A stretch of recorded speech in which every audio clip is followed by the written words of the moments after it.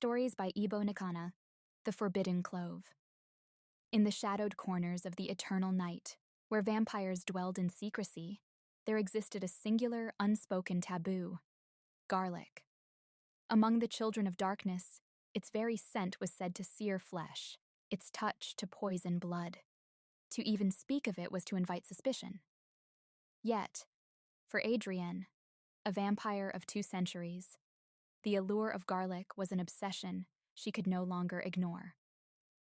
Adrienne had first encountered the forbidden herb during her mortal years, in the bustling kitchens of her family's estate. She had spent countless hours there, watching her mother crush cloves into pastes and her father sprinkle minced garlic over steaming loaves of bread. The kitchen had been a haven, filled with the mingling scents of herbs and spices, a place where the family gathered to share laughter and stories. Garlic, in particular, symbolized warmth and togetherness, a flavor that transformed simple dishes into something extraordinary. For Adrienne, its aroma was the essence of home, a bittersweet reminder of the life she had lost.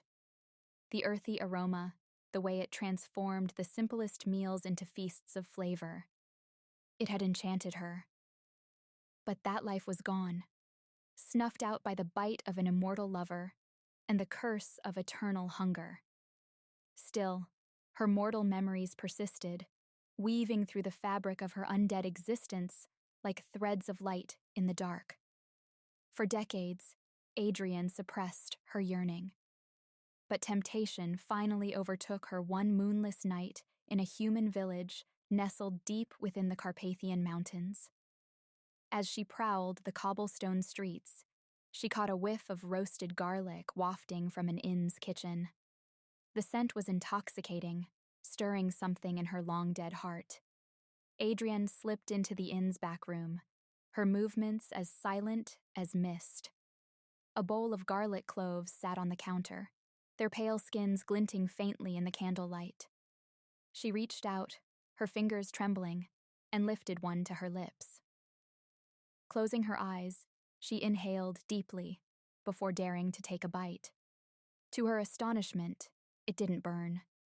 Instead, it sent a jolt of flavor through her, rich and sharp, as though the essence of her long-lost mortal life had been distilled into this single moment. Memories flooded her mind. Her mother's laughter as she chopped garlic in their sunlit kitchen, the golden-crusted loaves her father would pull from the oven, their aroma filling the air with comfort. Tears, long thought impossible, pricked her eyes. For the first time in an eternity, she felt truly alive, as if she had reclaimed a fragment of her humanity. From that moment, Adrienne's obsession grew. She began to experiment, stealing cloves from human markets, slipping into kitchens to sample garlic-infused dishes. She learned to temper the taste with honey, to savor its bite in soups and stews. It became her secret, a clandestine rebellion against the laws of her kind. But secrets are dangerous things among vampires. Whispers began to spread of a rogue indulging in forbidden pleasures. The Elder Council, the rulers of the vampire clans, took notice. They sent their enforcer, Lucien, a brooding figure as ancient as the stars, to investigate. Lucien found Adrienne in her hidden sanctuary, a crumbling chapel deep in the forest. The structure was veiled in ivy, its stained glass windows fractured, yet still casting fractured rainbows onto the stone floors, when the moonlight struck them just right. Candles of varying heights and wax-dripped shapes lined the ancient altar, their flickering flames reflecting Adrienne's quiet defiance. The air was thick with the scent of damp earth and faint traces of incense, remnants of prayers, long forgotten. It was a place of both reverence and rebellion, mirroring Adrienne's own existence, a haven carved from the ruins of tradition, defiant against the decay of time. She was seated at an ancient altar, a plate of garlic-laced bread before her, her face illuminated by the flickering light of a dozen candles. Adrienne, Lucien said, his voice a low growl. You know why I'm here. Adrienne looked up, unrepentant. I do. You've broken our sacred laws. You've defied the very essence of what we are. And what are we, Lucien? She countered, rising to face him. Creatures of habit? Slaves to ancient fears? Garlic doesn't harm us. That much I've proven. The only thing it threatens is our pride. Lucien's eyes narrowed, but he said nothing. Adrienne took a step closer, emboldened. We cling to these rules, pretending they protect us. But perhaps they've only caged us, kept us from truly living. I've tasted something extraordinary, something that reminds me of what it meant to be human. Can you say the same? For a moment, silence reigned. Then, to Adrienne's shock, Lucien reached out, took a clove from her plate, his fingers brushing hers in a fleeting electric moment that made her breath hitch. He studied the clove, his storm-gray eyes locking onto hers with an intensity that sent a shiver down her spine. You're playing with fire, he said, his voice softer now, tinged with curiosity and something else, something dangerously close to desire. Sometimes, Adrienne replied. Fire is what we need to break free from the dark. Lucien hesitated, then bit into the clove, his lips brushing its surface with deliberate slowness. As the flavor spread through him, his eyes fluttered shut for a moment, and a low, involuntary sigh escaped his lips. Adrienne watched, captivated, as his expression shifted from the guarded curiosity to something raw and unguarded. Wonder, perhaps, mingled with a hint of pleasure so intimate, it sent a warm flush through her.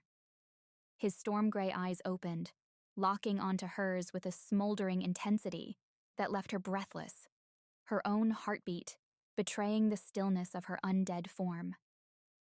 The council will not understand this, he said finally. They will hunt you. Let them come, Adrienne said, defiance shining in her eyes.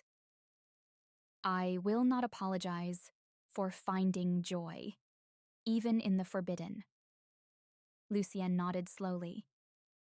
Then you won't face them alone. Together, they prepared to stand against the council, their unlikely alliance born of rebellion and the taste of something once thought forbidden. In the cold embrace of night, Adrienne and Lucien found a spark of humanity, and with it, the courage to fight for a new kind of freedom. The Elder Council's response was swift. Messengers were dispatched to summon their most loyal warriors, and decrees were issued branding Adrienne and Lucien as traitors to their kind. Within days, the quiet forest around Adrienne's sanctuary buzzed with activity as the council's hunters began their pursuit. Adrienne and Lucien didn't wait idly. They spent their nights forging alliances with other disillusioned vampires. Adrienne's defiance inspired those who had grown weary of the council's oppressive rule. Some joined them, eager for change, while others provided shelter, weapons, or information. One evening, as the first snow of winter fell, a scout arrived bearing grim news. The council had sent their most feared warrior, Victor, to lead the hunt. No ordinary vampire, Victor was a werewolf, a rare and terrifying hybrid of man and beast. His amber eyes burned with feral intensity, and his towering frame radiated raw power. Known for his unerring ability to track his prey and his relentless pursuit, Victor was both hunter and executioner, a living weapon wielded by the council. He'll find us sooner or later, Lucien said, his tone grim, as they gathered with their allies in the sanctuary. Then we make our stand here, Adrienne declared. This place has been my refuge. Now it will be our battleground. The sanctuary was fortified under Adrienne's guidance. Traps were set in the surrounding woods, and the group trained tirelessly, preparing for the inevitable confrontation. Though they were outnumbered and outmatched, their shared resolve gave them strength. When Victor and his forces arrived, The air crackled with tension, and the battle erupted like a storm.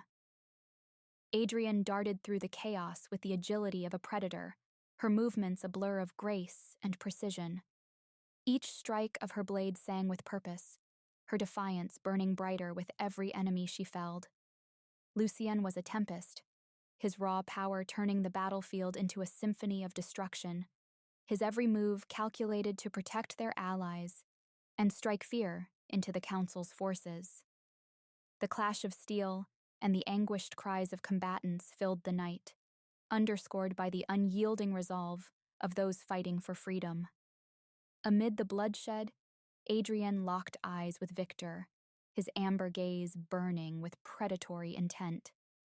The moment their blades met, it was as though the world narrowed to just the two of them, every strike charged with the weight of their opposing ideals. Adrienne fought with a ferocity that surprised even her allies, wielding her knowledge of the forest and her cunning to outmaneuver their foes. Lucien proved a formidable ally, his centuries of experience and raw power turning the tide in critical moments. In the end, it was Adrienne who faced Victor directly. Their fight was brutal, each blow a clash of ideals as much as strength. Finally, with a well-timed strike, Adrienne brought Victor to his knees. "Finish it!" he growled, baring his fangs. But Adrienne hesitated. "No," she said firmly. "We're not here to destroy. We're here to change. Return to the council and tell them this. Their reign of fear is over. It's time for something new." Victor glared at her, but finally nodded, rising unsteadily to his feet. "You've made powerful enemies," he warned before disappearing into the shadows. As dawn broke over the bloodied sanctuary, Adrienne stood shoulder to shoulder with Lucien, their hands brushing for the briefest of moments. A silent exchange of gratitude and something deeper. Their gazes met, and in the quiet glow of the morning light, a flicker of tenderness passed between them, as unspoken as it was undeniable. Surrounded by their remaining allies, they knew the path ahead was fraught with danger. But for the first time, there was also hope. Together, they had survived, and though the future was uncertain, they had taken the first steps toward a new era for their kind, one where even the forbidden could be embraced. The sanctuary lay in ruins. Smoke curled in the air, mingling with the scent of blood and charred wood. Adrienne stood amid the wreckage, her breath shallow, as she took in the remains of what had been their only refuge. The battle had been hard won, but victory came at a cost. They could not stay here. The council knew their location now, and it was only a matter of time before they returned with a greater force. Lucien approached her, his presence grounding her amidst the chaos. "We need to move. This place is compromised." Adrienne nodded, gripping the hilt of her blade tighter. "Where do we go?" Lucien hesitated only a moment before answering. "There's an old stronghold, deep in the mountains, forgotten by most, but I know the way. It's far enough to buy us time." Adrienne searched his gaze, finding something there, an unspoken weight, a history he wasn't yet ready to share. But there was no time for questions now. That night, under the cover of darkness, they fled. The journey was grueling, winding through frozen rivers and treacherous mountain passes. The wind howled through the trees, biting at Adrienne's exposed skin. Yet, for the first time in centuries, she felt its sting. She could feel the dampness of the cold air settling in her lungs, a sensation she hadn't experienced since before her turning. A strange exhilaration coursed through her veins, an awareness she had long forgotten. She stole a glance at Lucien as they moved, his expression stoic, but his breath heavier than usual. Was he feeling it too? By dawn, they reached the stronghold. The fortress was a husk of its former glory. Towering stone walls, weathered and cracked, still held firm against the elements. Vines twisted through the ancient masonry, nature slowly reclaiming what had been abandoned. Adrienne ran her fingers along the cold stone, feeling the echoes of the past whisper through her skin. This place, it's been empty for a long time, she murmured. Lucien exhaled, his expression unreadable. Not always. She turned to him, curiosity flickering in her eyes. You've been here before. A shadow passed over his face, but he only said, another time. Right now, we need to make it livable. Together, they set about making the stronghold their new sanctuary. They cleared debris, reinforced weak points, and found hidden chambers filled with forgotten relics of the past. In one such chamber, Adrienne discovered an ancient text, bound in cracked leather and inscribed with symbols she barely recognized. Lucien, she called, holding up the book. Look at this.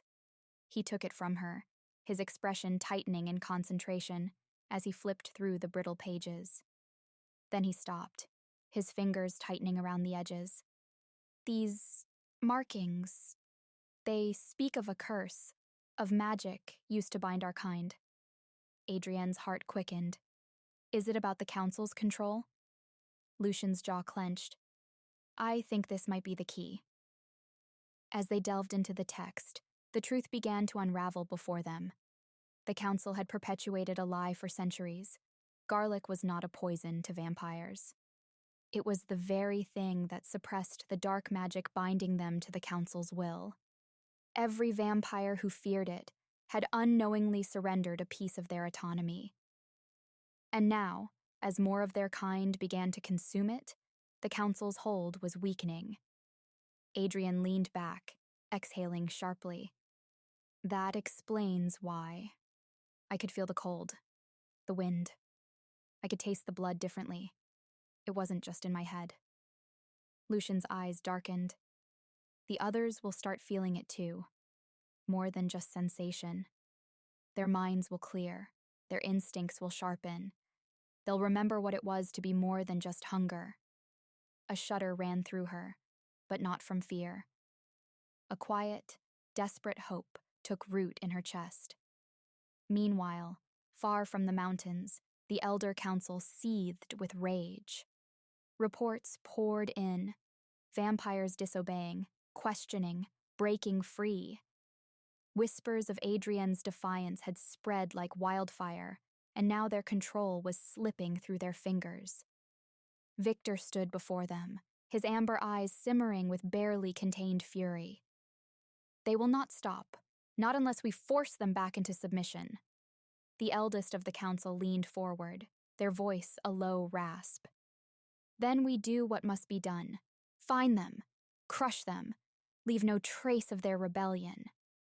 As the storm of war gathered, Adrienne and Lucien sat side by side, their shoulders brushing in the dim candlelight of the stronghold.